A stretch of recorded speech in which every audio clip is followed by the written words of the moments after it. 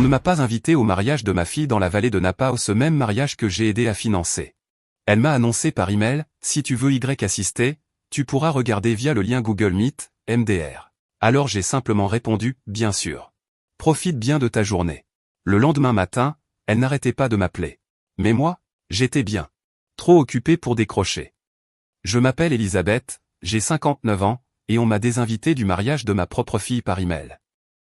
Avant de vous raconter pourquoi elle faisait sauter mon téléphone le lendemain matin, complètement paniqué, dites-moi d'où vous regardez dans les commentaires. C'est toujours agréable de voir jusqu'où ces histoires voyagent. L'email est arrivé un mardi. J'étais à mon bureau, en train de finaliser le dossier d'un client, quand la notification est apparue. L'objet était simplement « Mise à jour mariage ». J'ai souri. Ma fille, Jennifer, allait enfin se marier, à 32 ans. Je lui avais déjà envoyé 35 000 € pour la compte du lieu de réception dans la vallée de Napa, et les 55 000 € restants devaient être virés la semaine suivante. J'ai cliqué, prête à lire de bonnes nouvelles. Ce que j'ai lu m'a fait l'effet d'un coup de poing dans l'estomac. Ce n'était pas une mise à jour. C'était une désinvitation. Salut maman, comment c'est-il, d'un ton bien trop désinvolte. Nathan et moi avons discuté avec sa mère, et nous avons tous décidé qu'il était préférable que la cérémonie elle-même reste très restreinte et intime. Donc, nous ne pourrons pas t'avoir là en personne. J'ai dû relire cette phrase 3 fois. Mon sang s'est glacé. Ça continuait, mais nous voulons vraiment que tu y assistes. Nous allons mettre en place un lien Google Meet pour que tu puisses tout regarder depuis la maison, MDR. MDR. 3 lettres qui m'ont transpercé le cœur. Elle venait de résumer mes 32 années en tant que sa mère, mes sacrifices, mon amour, et mon chéquier, et balayait le tout d'un, morte de rire.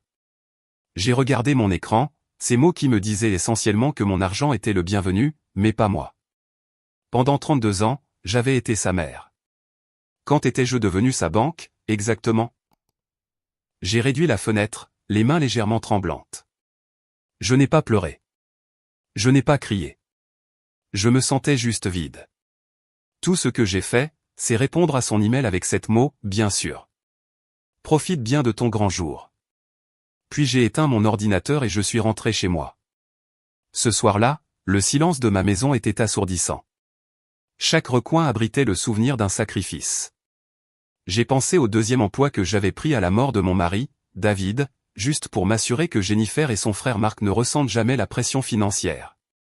J'ai pensé au paiement des frais de scolarité de Jennifer, même lorsqu'elle a changé de spécialité pour la 3e fois.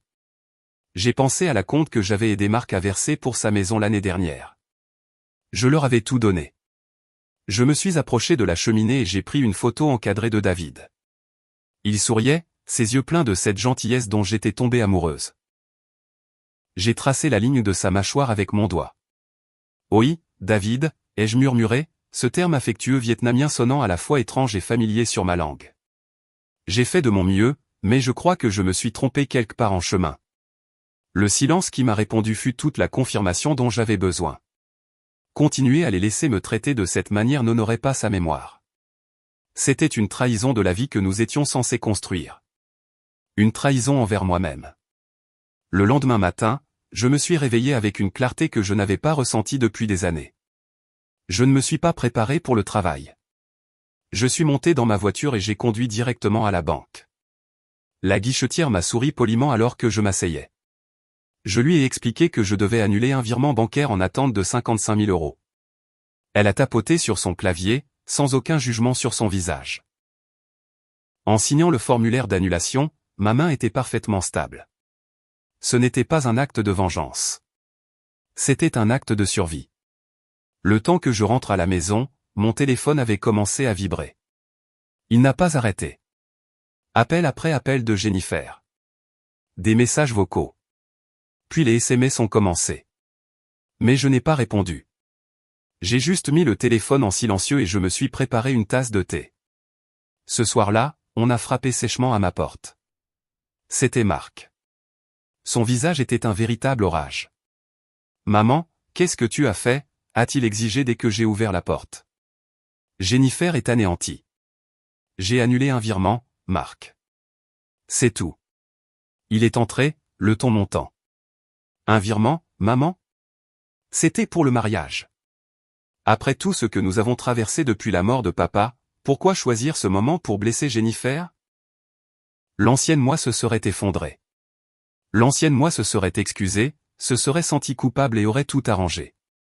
Mais l'ancienne moi avait disparu. J'ai regardé mon fils de 29 ans droit dans les yeux. Marc, ce qui blesse Jennifer en ce moment, ce n'est pas mon action. C'est la conséquence de ses propres actes.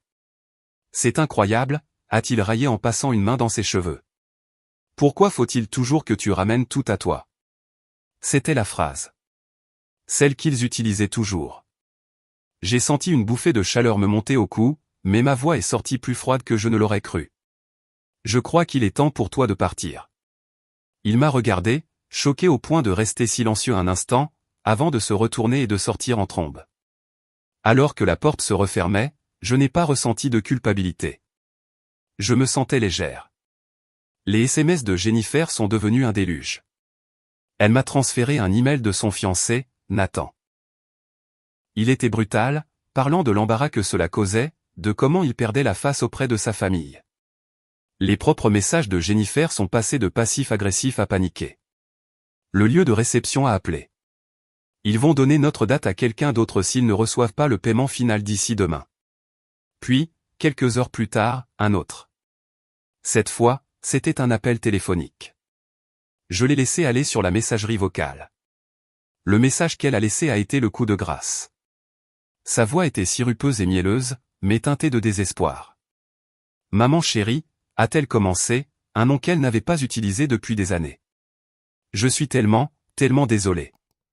J'ai juste été si stressé. Tu sais à quel point je t'aime. On peut en parler, je vais arranger ça, je ferai n'importe quoi. S'il te plaît, envoie juste l'argent d'abord. Je l'ai écouté une fois. C'était tout ce dont j'avais besoin.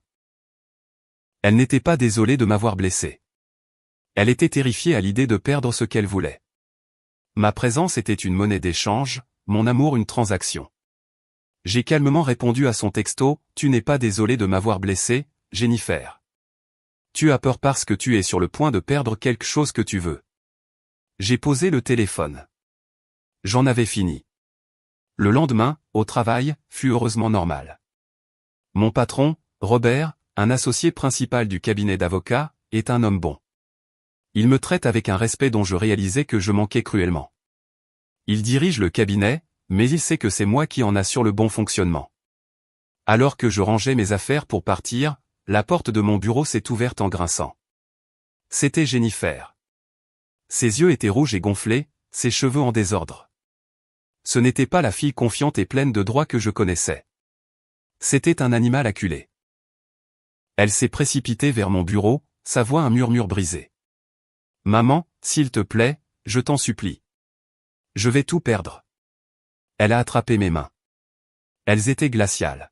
« Jennifer, » ai-je dit en retirant doucement mes mains, « il n'y a rien à discuter. » « Si, il y a. » Le lieu de réception, Saint-Helena-Vignard.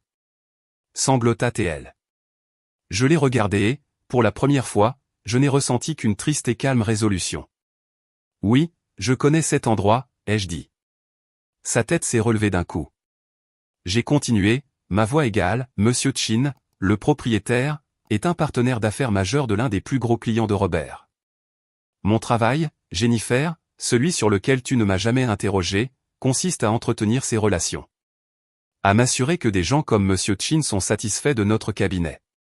Un seul coup de fil de ma part pourrait probablement tout régler. » Une lueur d'espoir, de victoire, a brillé dans ses yeux. Elle pensait avoir gagné. Et puis, j'ai porté le coup final. Mais aujourd'hui, ai-je dit en me penchant légèrement en avant, tu m'as montré exactement ce que ma parole, ma présence, vaut à tes yeux. J'ai laissé le silence planer dans l'air un instant. Alors non. Je ne passerai pas cet appel. L'espoir dans ses yeux est mort, remplacé par une compréhension horrifiée. La couleur a quitté son visage. Elle comprenait enfin. Mon pouvoir ne résidait pas dans mon compte en banque. Il résidait dans le respect que j'avais gagné, la vie que j'avais construite, complètement séparée d'elle. Une vie qu'elle n'avait jamais pris la peine de voir. Juste à ce moment-là, Robert est apparu à la porte de mon bureau, tenant sa mallette. Il a jaugé la scène, moi, calme et posé, Jennifer, l'air complètement brisé. Il n'avait pas besoin des détails. Il a juste vu sa directrice de bureau se faire harceler. Jennifer, a-t-il dit, sa voix ferme mais pas hostile, je crois qu'il est temps pour vous de partir. Notre journée de travail est terminée. Elle n'a pas discuté. Elle s'est juste retournée, tel un fantôme, et elle est sortie. Je suis resté assise là, dans le silence de mon bureau, les lumières de la ville commençant à scintiller derrière ma fenêtre. Je ne me sentais pas triomphante. Je me sentais juste sereine. J'ai allumé mon ordinateur, ouvert mes emails et composé un dernier message à Jennifer et à Marc. Il était court. À partir de maintenant, mon amour pour vous est inconditionnel, mais ma présence et mon soutien ne le sont pas. Vous devrez les mériter. J'ai cliqué sur « Envoyer ». Puis j'ai bloqué leurs 2 numéros. Et pour la première fois depuis très longtemps, j'ai respiré. 6 mois ont passé depuis ce jour. J'ai entendu dire que Jennifer et Nathan avaient eu une petite cérémonie dans le jardin des parents de celui-ci. Je n'ai jamais reçu d'invitation, et je n'ai jamais reçu de véritables excuses. Mais quelque chose d'incroyable s'est produit pendant ces 6 mois. J'ai pris ces 55 000 € au mon argent, ma sécurité, mais j'ai fait quelque chose dont j'avais toujours rêvé.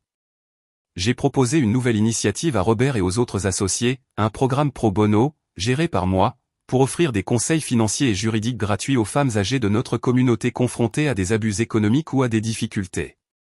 Ils ont approuvé sans hésitation. Ma vie ne tourne plus autour des mariages ou du syndrome du nid vide. Elle consiste à prendre la leçon la plus difficile de ma vie et à la transformer en une bouée de sauvetage pour quelqu'un d'autre. Ma valeur n'a jamais été négociable. Il fallait juste que je sois enfin celle à y croire. En y repensant, je réalise une vérité profonde, que je veux partager avec vous tous. Vous n'avez pas à vous immoler par le feu pour tenir les autres au chaud. Merci à tous d'avoir écouté mon histoire. Elle n'a pas été facile à partager. J'aimerais vraiment savoir, avez-vous déjà vécu un moment où vous avez dû choisir votre propre respect de vous-même plutôt que de préserver la paix? Faites-le moi savoir dans les commentaires ci-dessous. Je les lirai. Et si cette histoire a résonné en vous, s'il vous plaît, donnez-lui un j'aime et pensez à vous abonner pour en voir d'autres. Vous n'êtes pas seul.